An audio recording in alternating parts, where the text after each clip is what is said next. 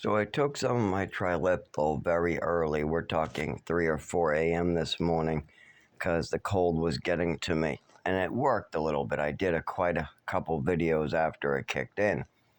I went back to rest a little more. And I'm doing a video here, so we can't have any talking in any other rooms, just in case there's anybody in other rooms listening to my video.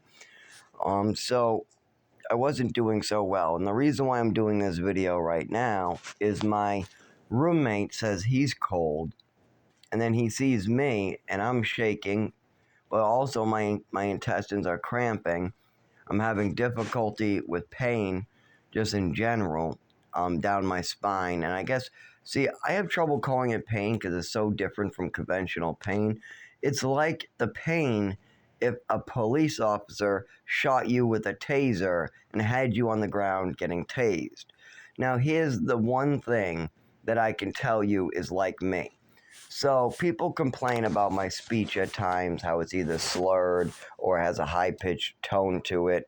But anybody who wants to complain about that, if you want to laugh at my voice being funny, then you need to hook yourself up to a taser to your back and then try to have a conversation with the person next to you with that thing running.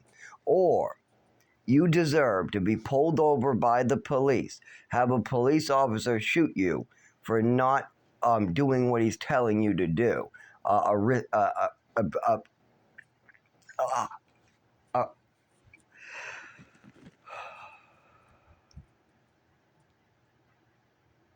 Resisting arrest. Oh, geez. You don't realize I just said that like 40 times out my mouth, trying over and over, saying resisting, but the word resisting kept on getting blocked on the way out. And that's because of all the cold going down my spine. And this happened during childhood at different lesser extents, or sometimes at max extents. Like it was really bad in New Mexico when it was cold that day. We went out. The bigger kids played basketball to stay warm, but obviously none of us younger kids could even make the ball to the hoop at that time.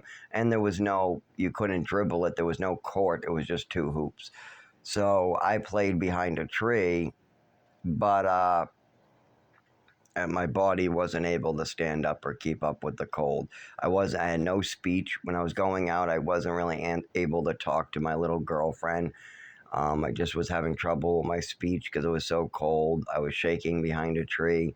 And then I was woken up and they told me I was out there for 2 hours past all the time the other kids went in, where I hate cold, so I wanted to be the first kid in, but I apparently was left out there for 2 hours, passed out behind a tree unconscious, and the last thing I remember is shaking, and that's it, putting my head inside my jacket because it was too cold. But we're talking up in the mountains in New Mexico during winter, and this is forced fun in the snow with little to no supervision. We got one staff member actually playing basketball with the older kids, what is more than we normally get.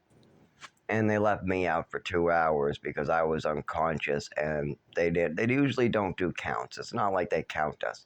So it's understandable when they really don't count you guys coming in, that they might not realize that Zach isn't there.